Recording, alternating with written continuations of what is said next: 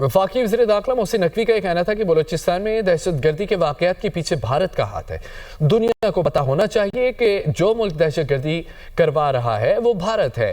भारत मनसूबा साजी में दहशत गर्दों का मददगार है। ये दहशत गर्द नॉर्मल दहशत गर्द नहीं है। India is behind those attacks.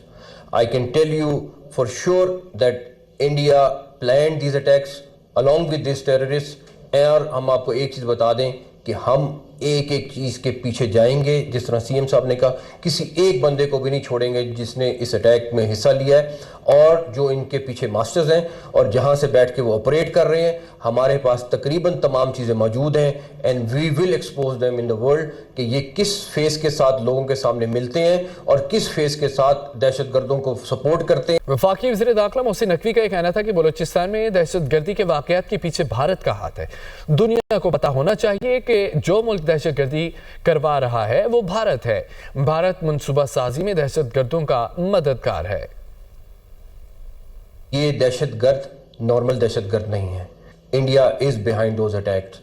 I can tell you for sure that India planned these attacks along with this terrorist. और हम आपको एक चीज़ बता दें कि हम एक एक चीज़ के पीछे जाएंगे। जिस तरह सीएम साहब ने कहा, किसी एक बंदे को भी नहीं छोड़ेंगे जिसने इस अटैक में हिस्सा लिया है, और जो इनके पीछे मास्टर्स हैं और जहां से बैठ के वो ऑपरेट कर रहे हैं। हमारे पास तकरीबन तमाम चीज़ें मौजूद हैं and we will expose them in the world कि ये किस फेस के साथ लोगों के सामने मिलते हैं और किस फेस के साथ दहशत गर्दों को